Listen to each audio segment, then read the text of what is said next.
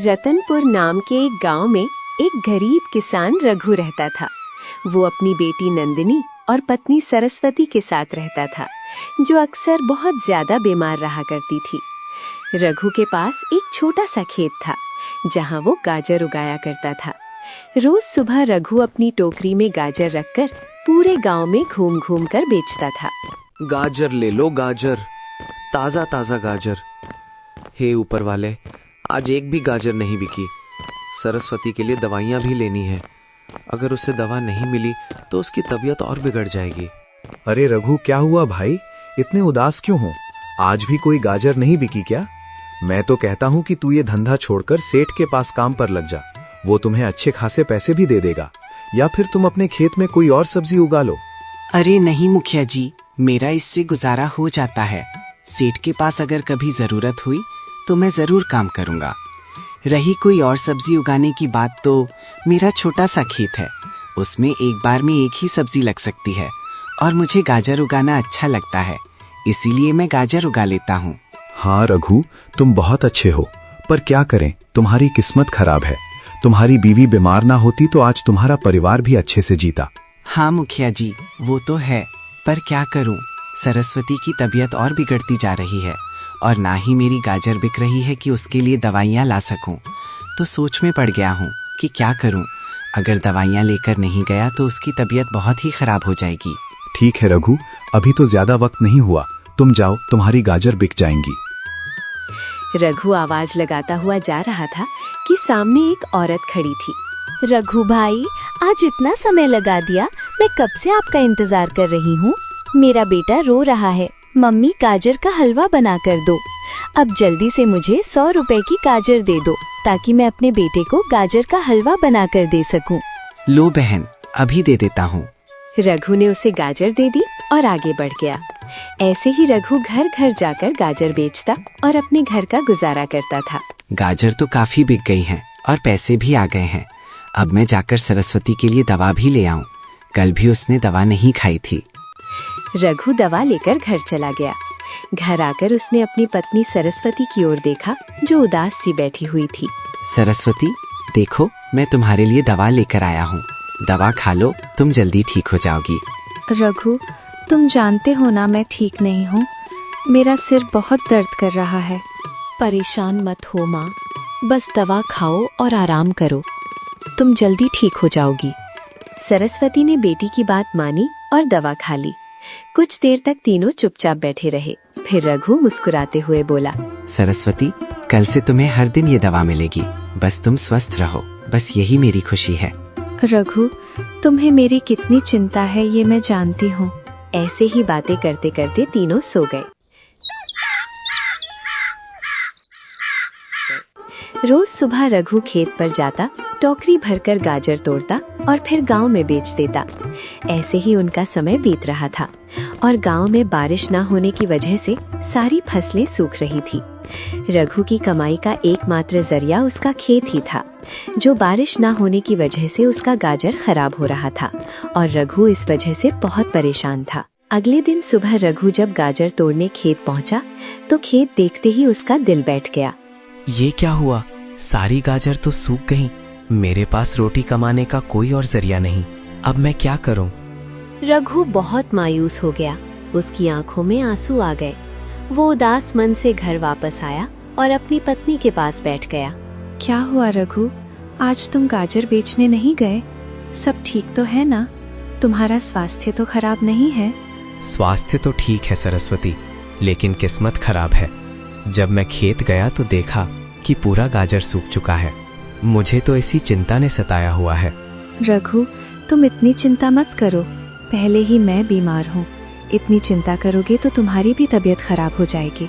आप ऐसा कीजिए कि जब तक नई गाजर नहीं उगती, आप किसी से काम का पता कर लें और गांव में ही कोई काम कर लें। हाँ सरस्वती, तुम सही कह रही हो। रघु काम की तलाश में गांव की ओर निकल पड़ता है और गांव के सबसे अमीर आदमी जगत सेठ के यहाँ पहुँच जाता है। सेठ जी, मैं रघु। हमारे गांव में अकाल की परिस्थिति हो गई है। लोगों के खेत सूखे पड़े हैं। गांव में बूंद बूंद पानी के लिए लोग तरस रहे हैं। अगर मुझे आपके पास कुछ काम मिल जाएगा तो बहुत कृपा होगी बड़े भाई। हाँ, किस्मत तो तुम्हारी वाकई बहुत खराब है। अभी 2 दिन पहले ही मुझे एक नौकर की जरूरत थी, जो कि कल ही आ गया है। अब मुझे किसी और आदमी की जरूरत नहीं है, लेकिन हाँ, अगर मुझे जरूरत होगी तो मैं तुम्हें जरूर बता दूंगा। सेठ जी, मैं बहुत उम्मीद लेकर आपके पास आया हूँ। मुझे कोई भी छोटा सा काम दे दीजिए, दिहाड़ी भी बेझिझक कम दीजिएगा, मैं उफ तक नहीं करूँगा। अरे रघु, अभी काम नहीं है, बोला तो है तुम्हें। जाओ, जब काम होगा तो मैं तुम्हें बता दूंगा। लेकिन सेठ कोई काम देने से मना कर दिया। रघु गांव के और लोगों के पास भी गया, लेकिन कहीं से भी काम नहीं मिला। अपने गांव में तो मुझे कोई भी काम नहीं मिल रहा और बाहर किसी दूर के गांव में मैं काम नहीं कर सकता। मेरी बीमार पत्नी घर पर है, मुझे जल्दी घर भी आना होता है। मैं क्या करूं? अभी रात होने में भी समय है। मैं और किसी से काम का पता करता हूं, शायद कहीं कोई काम मिल ही जाए ताकि मैं अपनी पत्नी के लिए दवाइयाँ और खाने पीने की चीजें ले सकूं। किस्मत मुझे किस मोड़ पर ले आई है, ना जाने ऊपर वाले की क्या मर्जी है। वो रात को मायूस होकर घर की तरफ लौटा। घर पहुंचते ही उसकी बेटी ने पूछा, पिताजी, क्या हुआ? आपको कोई काम मिला या नहीं? नहीं बेटी, सुबह से शाम तक काम की तलाश करता रहा, लेकिन किसी ने भी काम नहीं दिया। लेकिन तुम चिंता मत करो, मैं कल फिर से काम का पता करूंगा। सरस्वती, तुम बताओ, तुमने दवा खाई है या नहीं, और तबीयत अब कैसी है? नहीं रघु, दवा तो सुबह ही खत्म हो गई थी। ये क्या बोल रही हो सरस्वती? तुम्हें पता भी है तुम्हारी तबीयत कितनी खराब है। दवा के बिना तुम्हारा गुजारा नहीं है। फिर तुमने मुझे बताया क्यों नहीं? आज तुमने ये गलती कर दी है, दोबारा ऐसा मत करना। मैं तुम्हारे लिए दवा लेकर आता हूँ। आप रहने दीजिए, वैसे भी आपके पास तो पैसे भी नहीं है, फिर मेरी दवा कैसे लाएंगे? सरस्वती, तुम्हारी दवा के लिए मैं किसी से पैसे उधार ले लूंगा, लेकिन मैं तुम्हारी दवा जरूर लेकर आऊंगा। तुम थोड़ा इंतजार करो। नहीं रघु, अब रहने दीजिए, सुबह ले आइएगा। मेरी तबीयत अब कुछ बेहतर है। रघु दवा लेने घर से दुकान पर जाता है और जब रघु घर आया तो उसने देखा कि सरस्वती जमीन पर बेहोश गिरी हुई थी। रघु घबरा गया। उसने जल्दी से सरस्वती को चारपाई पर लिटाया और पानी छिड़का। सरस्वती, उठो, क्या हुआ तुमको? देखो मैं आ गया हूँ, जल्दी आंखें खोलो। कुछ देर बाद सरस्वती ने आंखें खोली। रघु समझ चुका था कि एक दिन दवा ना लेने की वजह से उसकी पत्नी की हालत बिगड़ गई थी। चाहे जैसे भी करके अपनी पत्नी के लिए दवा लानी होगी। मेरे पास जीने का एक ही सहारा है। अगर इसे भी कुछ हो गया तो मैं तो जीते जी मर जाऊंगा। मैं आज ही दवा लेकर आऊंगा। सरस्वती, तुम अपना ख्याल रखो, मैं तुम्हारे लिए दवा लेकर आता हूँ। और हाँ, बिल्कुल भी उठना नहीं, मैं थोड़ी ही देर में आ जाऊंगा। अपना ख्याल रखना। मजबूरन रघु अपने दोस्त आदित्य के पास गया, जो दूसरे गांव के जमींदार सेठ हीरालाल का नौकर था। सेठ हीरालाल लोगों को सूद पर पैसे दिया करते थे। आदित्य भाई, मुझे पैसों की बहुत सख्त जरूरत है। मेरी पत्नी के लिए दवा लेनी है। मुझे अपने मालिक से कुछ रकम सूद पर उधार दिला दो, तुम्हारी बहुत मेहरबानी होगी। रघु, मैं तुम्हें पैसे तो दिला दूंगा, लेकिन मेरा मालिक बहुत खतरनाक आदमी है और वो सूद भी बहुत ज्यादा लेता है। अगर तुम समय पर पैसे नहीं दे सके तो वो तुम्हारे साथ अच्छा व्यवहार नहीं करेगा, बल्कि तुम्हारा खेत रख लेगा। अच्छी तरह सोच समझ लो। अगर तुम वादा करो कि समय पर पैसे लौटा दोगे तो मैं तुम्हें कम सूद पर रकम दिला दूंगा, लेकिन फिर समय पर पैसे चुकाने होंगे। आदित्य भाई, मैं समय पर रकम अदा कर दूंगा। मुझे बस 5 महीने का समय चाहिए। बारिश होते ही मैं अपने खेत में गाजर लगा दूंगा। जैसे ही वे उगेंगी, मैं सारी गाजर बेचकर पैसे लौटा दूंगा। आदित्य रघु को अपने मालिक के पास ले गया। मालिक, ये रघु है। ये मेरे गांव में गाजर बेचता है। इसे पैसों की बहुत जरूरत है। इसे ब्याज पर पैसे चाहिए। ये 5 महीने के अंदर ब्याज समेत सारे पैसे वापस कर देगा। मैं तुम्हें 20,000 दूंगा, फिर 5 महीने बाद तुम्हें 30,000 वापस करने होंगे। दे सको तो ठीक है, मैं अभी दे देता हूँ। सेठ हीरालाल ने रघु को पैसे दे दिए। पैसे लेकर रघु बहुत खुश हुआ।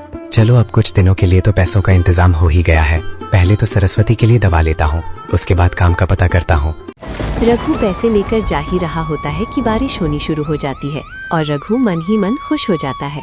अरे वो, आज तो बारिश होने लगी। मैं इस बार ज्यादा गाजर लगाऊंगा और जल्दी से जल्दी जमींदार को ब्याज समेत ये पैसे वापस कर दूंगा। रघु तुरंत हकीम के पास गया, दवा ली और घर आकर सरस्वती को दवा दी। रात हो चुकी थी, दोनों सो गए। अगले कुछ दिन रघु ने फिर से खेत में मेहनत की, लेकिन फसल उगने का नाम ही नहीं ले रही थी, जैसे खेत पर कोई जादू हो गया हो। रघु, गाजर उगी या नहीं? आजकल आप बहुत मायूस मायूस नजर आ रहे हैं, क्या हुआ है? सरस्वती, 2 महीने होने को आए हैं, मुझे कोई और काम भी नहीं मिला और मैंने दिन रात खेत में मेहनत की, गाजर लगाई, लेकिन वो भी नहीं उग रही। पता नहीं क्या हो गया है, ऐसा लगता है जैसे मेरे खेत पर किसी ने कोई जादू कर दिया हो। गाजर उगने का नाम ही नहीं ले रही। रघु, बात तो चिंता की है, लेकिन आप ऊपर वाले पर विश्वास रखिए, जरूर कुछ अच्छा होने वाला है। इसी वजह से ऊपर वाला हमारी परीक्षा ले रहा है। सरस्वती, पता नहीं ऊपर वाला और कितना परीक्षा लेगा। चलो तुम अपना ख्याल रखना, मैं खेत पर जाकर देखता हूँ कि गाजर उगना शुरू हुई है या नहीं। रघु एक दिन खेत में एक पेड़ के नीचे बैठकर ऊपर वाले से शिकायत करने लगा। ऊपर वाले, तुम मुझे इतना क्यों परेशान कर रहा है? मैं इस काबिल नहीं हूँ कि तेरे इम्तिहानों से गुजर सकूं। मेरे घर में मेरी बीमार पत्नी है, मेरे सिर पर 20,000 का कर्जा है जो मुझे अगले महीने देना है। मुझे तो कुछ भी समझ नहीं आ रहा। ऊपर वाले, मुझ पर दया करो। उसी समय वहाँ से एक साधु महाराज गुजरे। क्या हुआ बेटा, रो क्यों रहा है? और लगता है ऊपर वाले से बहुत नाराज हो। बताओ तो सही, आखिर क्या समस्या है? क्या पता मैं तुम्हारी कोई मदद कर सकूं? रघु ने पूरी बात साधु महाराज को बताई। चिंता मत करो बेटा, ऊपर वाला सब ठीक कर देगा। तुम दिल के बहुत नेक हो, ऐसे इंसान ऊपर वाले को बहुत पसंद होते हैं। जाते समय साधु महाराज ने अपने कमंडल का पानी रघु के खेत में छिड़क दिया और चले गए। रघु चुपचाप वहीं बैठा रहता है। शाम होते ही वो घर वापस चला जाता है। अब रघु ने जो कर्ज लिया था उसके सारे पैसे भी खत्म हो चुके थे। उनके पास खाने के लिए भी कुछ नहीं बचा था। रघु अंदर से टूट चुका था। उसकी पत्नी ने भी खाली पेट ही दवा खा ली। उस दिन रघु का परिवार बिना कुछ खाए पिए ही सो गए। जब सुबह हुई तो रघु ने अपनी पत्नी से कहा, सरस्वती, मैं आदित्य के पास जाता हूँ, उसकी घर से तुम्हारे लिए खाने के लिए कुछ लेकर आता हूँ। ठीक है रघु, जल्दी आ जाना, मैं इंतजार कर रही हूँ। आदित्य का घर रघु के घर से थोड़ा दूर था। रास्ते में रघु का खेत भी पड़ता था। जाते हुए रघु ने खेत में एक चक्कर लगाने का भी सोचा। क्यों ना खेत में भी चक्कर लगा लूं, पास ही तो है, बस देखकर वापस आ जाऊंगा। क्या पता गाजर उगना शुरू हो गया हो। सरस्वती को बताऊंगा तो वो भी खुश होगी। रघु खेत देखने के लिए खेत की तरफ पहुंचता है। वो देखता है कि पूरा खेत खाली है, लेकिन एक जगह पर जहां साधु महाराज ने पानी का घूंट छिड़का था, वहां एक पौधा निकल आया था जिसके ऊपर गाजर लगी हुई थी। रघु को कुछ समझ नहीं आता कि ये कैसे हो सकता है। गाजर तो जमीन में उगती है, फिर ये पौधे के ऊपर कैसे आ गई? और एक ही रात में ये पौधा इतना बड़ा कैसे हो गया? उस पौधे पर गाजर लगी हुई थी। चलो ऐसा करता हूँ, ये गाजर ले जाता हूँ। एक सरस्वती खा लेगी और एक मैं। ना मैंने कल रात से कुछ खाया है, ना ही सरस्वती ने। चलो ये गाजर खाकर गुजारा हो जाएगा। जैसे ही रघु ने गाजर तोड़ी, उसकी जगह नई गाजर आ गई। अब ये कैसा जादू है? पहले ही ये गाजर पौधे के ऊपर देखकर मैं हैरान था, लेकिन ये गाजर तोड़ दी तो उनकी जगह फिर से आ गई। रघु समझ गया ये साधु महाराज का चमत्कार था। वो खुशी खुशी गाजर लेकर घर आ गया। रघु, आप तो आदित्य भाई के घर खाना लेने जा रहे थे ना, फिर ये गाजर कहाँ से ले आए? हाँ पिताजी, आप तो आदित्य चाचा के घर भोजन लाने जा रहे थे, फिर ये गाजर आपको कहाँ से मिला? मैं क्या बताऊं बेटी, कमाल हो गया है। अपने खेत में एक जादुई गाजर का पौधा लगा है जिस पर गाजर थी। जब मैंने उन्हें तोड़ा तो वहाँ फिर से गाजर आ गई। रघु ने अपनी बेटी और पत्नी को सारी बात बता दी कि कैसे वो साधु से मिला था और साधु ने खेत में पानी छिड़का था। बेटी, तुम ये गाजर खाओ, मैं अपनी टोकरी लेकर जा रहा हूँ। आज मैं टोकरी भरकर गाजर बेचकर आऊंगा। रघु खेत की ओर गया। उसने गाजर तोड़ी, टोकरी भरकर गांव में जाकर बेच दी। रघु की किस्मत ने अचानक रुख मोड़ लिया था। वो खुशी से झूम रहा था और ऊपर वाले का धन्यवाद कर रहा था। सारी गाजर बेचकर जब वो रात को घर लौटा तो एक बार फिर हैरानी ने उसे घेर लिया। उसकी पत्नी जो पिछले 5 सालों से ठीक नहीं हो रही थी, जिसका इलाज वो बड़े बड़े वैद्य और डॉक्टरों के पास करवा चुका था, लेकिन जो कभी ठीक नहीं हुई थी, वो अब पूरी तरह स्वस्थ थी। रघु अपनी आंखों पर विश्वास नहीं कर पा रहा था। क्या मैं कोई सपना तो नहीं देख रहा? तुम ठीक कैसे हो गई? सुबह तो तुम बीमार थी। जब मैंने गाजर खाई तो कुछ ही देर में मुझे आराम मिल गया। रघु बहुत खुश हुआ। उसने इसे एक चमत्कार समझा और माना कि ऊपर वाले ने सरस्वती को ठीक कर दिया। अब पहले की तरह रघु खेत में जाता, गाजर की टोकरी भरकर लाता और गांव में बेच देता। एक दिन उसका दोस्त आदित्य उससे मिला। अरे रघु, बताओ कैसे दिन चल रहे हैं? पैसों का इंतजाम कर रहे हो ना? और एक बात बताओ, तुमने तो कहा था कि तुम्हारा खेत खराब हो चुका है। अगर गाजर नहीं उगती तो फिर अब ये गाजर कहाँ से लेकर आ रहे हो? और दूसरा, मैंने सुना है कि तुम्हारी पत्नी अब बिल्कुल ठीक हो चुकी है। ये ऊपर वाले की तरफ से खुशकिस्मती का वरदान लगता है। हाँ आदित्य भाई, ऐसा ही समझ लो। मेरे खेत में एक जादुई गाजर का पौधा लगा है, उसी से मैं गाजर लाता हूँ। उसकी गाजर कभी खत्म ही नहीं होती। मैंने अपनी पत्नी को वही गाजर खिलाई थी तो मेरी पत्नी भी ठीक हो गई। ये सब ऊपर वाले का ही करिश्मा है। मुझे खुद भी कुछ समझ नहीं आ रहा। क्या बोल रहे हो रघु? मैं कोई बेवकूफ लग रहा हूँ तुम्हें? जरूर तुम्हारे खेत में गाजर उग गई होंगी। आखिर ऐसा कौन सा पौधा है जिसकी तुम बात कर रहे हो? मैंने तो कभी नहीं सुना। सुना तो आदित्य भाई मैंने भी नहीं था।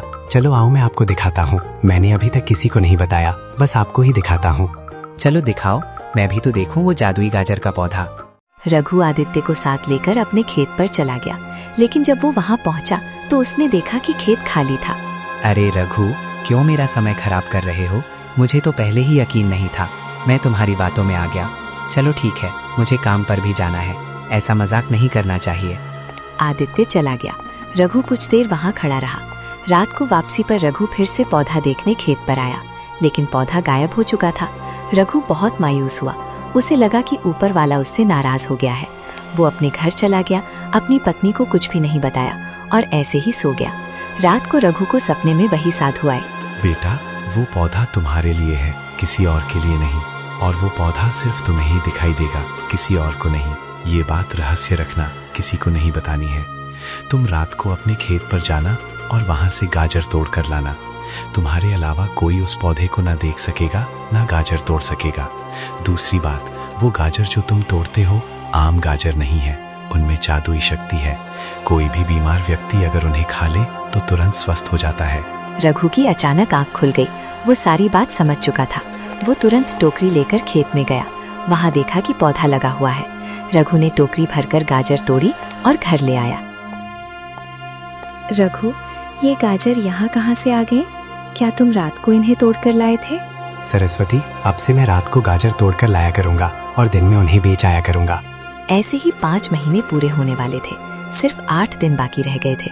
रघु ने कुछ पैसे जमा तो कर लिए थे, लेकिन अभी इतने नहीं हुए थे कि जमींदार को दिए जा सके। 2-4 दिन गुजर गए। एक दिन जब रघु गाजर बेचकर घर की तरफ आ रहा था तो रास्ते में गांव का एक आदमी बहुत बीमार पड़ा था। उसे ऐसी बीमारी थी कि उसकी आखिरी सांसें चल रही थी। घर के बाहर भीड़ देखकर रघु भी उसके पास गया और जाकर पूछा, अरे क्या हुआ? सब ठीक तो है ना? इतनी भीड़ क्यों जमा है?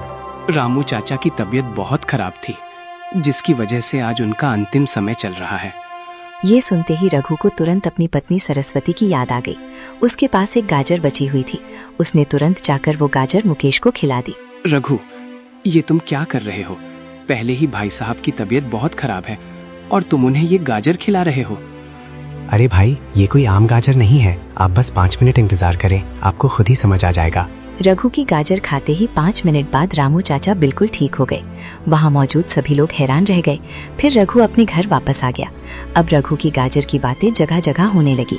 हर कोई रघु से गाजर लेने के लिए बेताब हो गया। अरे ये तो कमाल हो गया। रघु, जो गाजर बेचता है वो तो जादुई गाजर है।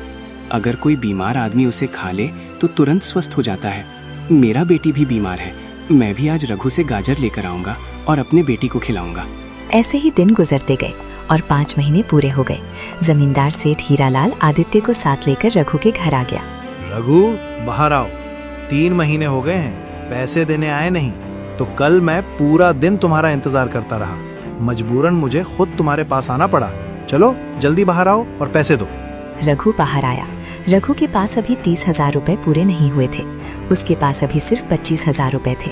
उसने जमींदार से कहा, सेठ जी, मुझे माफ कीजिए, मुझे 5 दिन का समय और दीजिए। मैं खुद आपके पास आकर आपके पैसे दे दूंगा। अभी मेरे पास 25,000 हैं, 30,000 नहीं हुए। आपकी मेहरबानी हो कि अगर मुझे समय दे दें।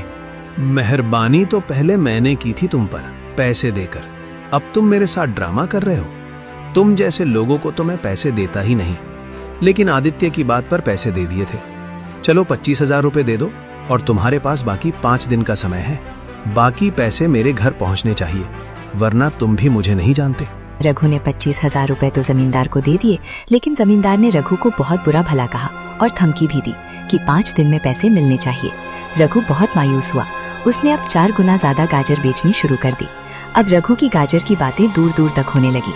लोग दूर दूर से आने लगे। रघु को गांव में गाजर बेचने जाने की जरूरत नहीं पड़ती थी। लोग खुद रघु से गाजर लेने उसके घर आ जाते। रघु देर रात सारी गाजर लाता और बेच देता, तब जाकर वो बाकी के पैसों का इंतजाम कर सका। उधर जब जमींदार अपने घर पहुंचा और अचानक उसकी तबीयत खराब हो गई और वो चुपचाप लेट गया। सेठ जी, क्या हुआ आपको? आप ऐसे चुपचाप क्यों लेते हैं? अरे आदित्य, कल घर आने के बाद मेरी तबीयत अचानक खराब हो गई और मैं तब से ऐसे पड़ा हूँ। मालिक, मैंने सुना है कि जो गाजर रघु बेचता है वे जादुई गाजर हैं। जो भी बीमार व्यक्ति उन्हें खा ले वो तुरंत स्वस्थ हो जाता है। अगर आप कहें तो मैं उसे बुला लाऊं? क्या बातें कर रहे हो? मैं इन चीजों पर यकीन नहीं करता। ये सब अफवाहें होती हैं। लोग अपना काम चलाने के लिए झूठ बोल देते हैं। इनको गंभीरता से नहीं लेना चाहिए। नहीं मालिक, मैं सच बोल रहा हूँ। मुझे खुद भी यकीन नहीं होता था, लेकिन रघु की गाजर पूरे गांव में बहुत मशहूर है। मेरा मानना है कि आप एक बार उसे बुला लें और वे गाजर खा लें। अच्छा, अगर ऐसा ही है तो जल्दी जाओ। मैं इस हालत में नहीं रह सकता। जाओ, रघु को बुला कर ले आओ। आदित्य तुरंत गया और रघु को अपने साथ लेकर जमींदार के घर आ गया। जमींदार ने रघु से गाजर लेकर खा लिया और 5 मिनट में करिश्मा हो गया। जमींदार बिल्कुल ठीक हो गया।